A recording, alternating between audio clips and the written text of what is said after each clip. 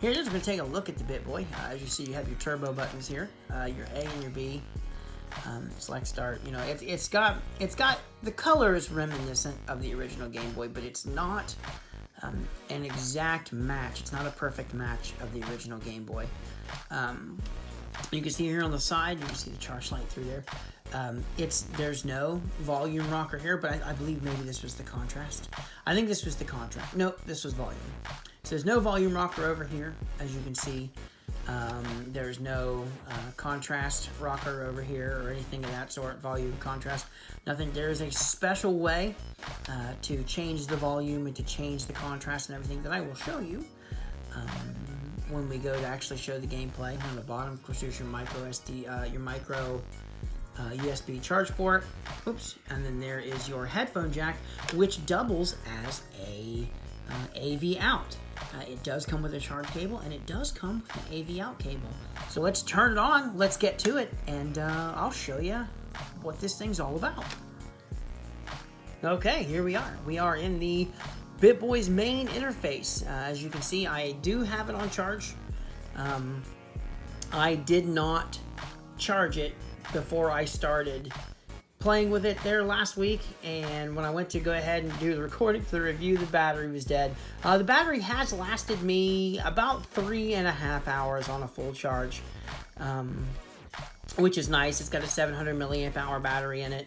It's got a 2.4 inch IPS LCD screen, which is an upgrade from the last Bittboy. One of the major upgrades to the last Bittboy is it's got this SD card slot right up here in the top. Let's see if we can't get it to focus on that SD card slot right there. There we go. It's got an SD card slot right in the top. You can slide in as large of an SD card as far as memory-wise goes. It's a micro SD.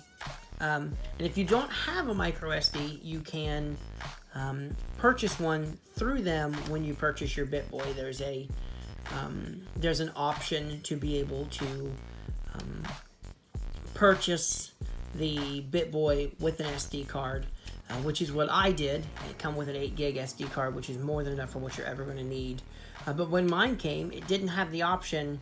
The option was separate, but when mine came, I did get the SD card USB stick. It's an adapter, which is really nice. We'll go ahead and get started into there's Nintendo, there's Game Boy, and then here's your Game Boy Color. It doesn't play Game Boy Advance, unfortunately, which was a bummer for me. I thought that it did when I bought it, but it doesn't. That's my fault. I didn't read anything on it. It'll play Famicom games, but just wait. And I mean, this is amazing. Look at this screen. Look at how bright it is. Look how colorful it is. Look at how clear it is.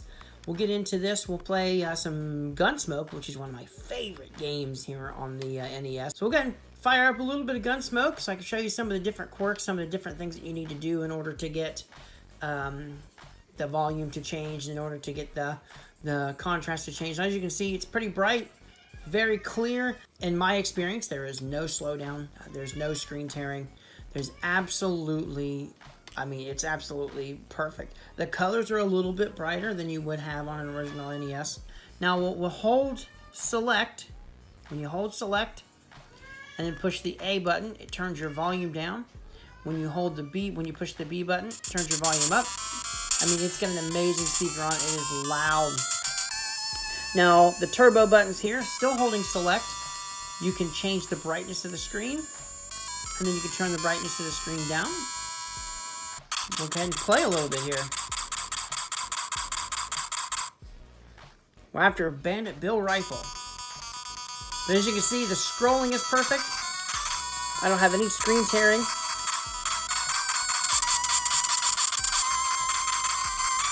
Then turn it down just a little bit. Now, this is one of the awkward quirks about it. This is one of the problems with it. Some games use this special, use select as a special, or use select as pause even. And that makes it a little bit difficult. We'll go ahead and turn it down. But as you can see, some games use select as pause, or some games use select as to use a special, or things of that sort. So it's very hard to. It's kind of hard to do. Sorry, I'm distracted by the gameplay here. As you can see, it makes it a little bit difficult to change things out, to change your volume or to change your brightness and stuff like that. If the game that you have uses select or for start or for a power up or something of that sort. Now, there are save states. You can push the R button here in the middle, and it brings up a menu where you can select this, and you can select a save state, and you can save it. And then that way, you know, obviously you know what save states are for. You can also push the R button here. You can go to your mode, right? And you can select full or default. Now, when you select full, it's going to widen your screen out there, as you can see. Now, when the screen is wide, I don't care, lady. Come on. Yeah, sure. Okay, I'm not really sure how to get away from this. There we go. Now, when you've got the wide screen, it doesn't really mess with the quality much. It is a little bit different. Things do look a little stretched, and they do look a little washed out on occasion. But honestly, it's not that bad. I thoroughly enjoy. I prefer it this way. I like the full screen. But we'll go ahead and you hold this R button here. The R button will take you back to the main menu. You get a nice little animation there. Nice smooth transition between Game Boy and Game Boy Color. There's no slowdown. The interface works perfectly. It's perfect as far as that goes. Now, I don't have a lot of Game Boy games, so I don't have a lot in my database here. But I do have the important one, and that is Tetris. As you can see, you don't get the green dot matrix. You don't get that. But if I remember right, back in the 90s when they did the commercials for the Game Boy, this is the color that they advertised, and it looks amazing. Yeah, it would be nice to be able to change it over to the dot matrix, you know, maybe have that option. But I'm going to be honest with you, this makes it a lot easier to play. Makes it a lot easier to see. You can see it's nice and smooth. You don't have any traces. It's definitely emulated very, very well. No input lag. No screen tearing. No artifacts. It's perfect. Perfect emulation in my experience. Like I said, I've seen some YouTubers who do not have some reviewers that do not have the same experience I do. My camera is picking up a little bit of, it looks like stuttering, but I can assure you on the outside of the screen, on the outside of the camera, there is no stuttering. It looks absolutely perfect.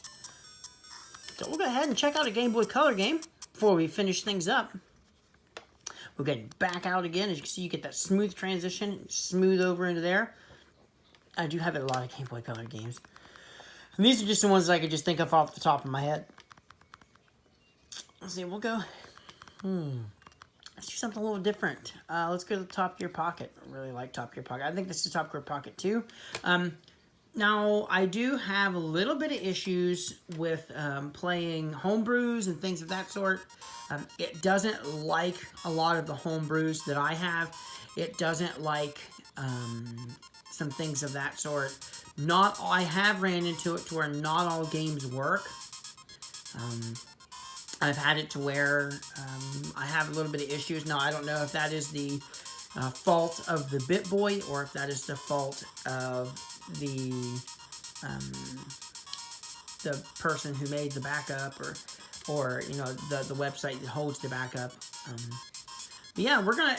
This is absolutely perfect emulation, and it's the screen. I cannot get over how beautiful the screen is, and how there's no lag, there's no input lag, there's no. Oh shoot, wrong button. There's no input lag. There's no screen tearing. There's no stuttering. Nothing. This game here is pretty demanding. I know it's demanding on my Game Boy Color. It's demanding on my Game Boy Advance, but as you can see, smooth. We'll go ahead and see if we can't pick up some speed here so I can show you that the scrolling is smooth and perfect. You can see, just look at the colors. Look at the colors on this screen. I'll throw up a comparison here between this and an actual Game Boy Color, or a Game Boy Color and a Game Boy Advance to show you the the screen difference with this game between the two of them. As you can see, I've got a good bit of speed going. It's handling the parallax scrolling well. It's handling. There's no screen tearing. There's no stuttering. There's no bouncing. Nothing. So. So that's going to be it for the Bittboy. I'm highly impressed. Do I think this is something you should buy?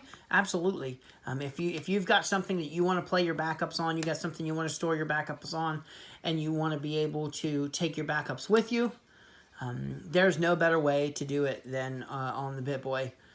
I know there are some other. They got the Odroid.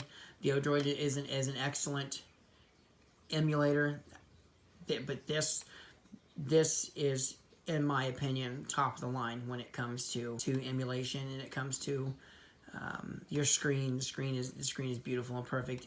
To see this in person, it's amazing. So thanks so much for watching. If you liked it, make sure you drop a like. And if you want to see more videos like this, you want to see more reviews on things of this sort, let us know. Drop a like down in the comments, and we'll try and get more of these out to you. But thanks for watching, and we'll catch you on the flip side.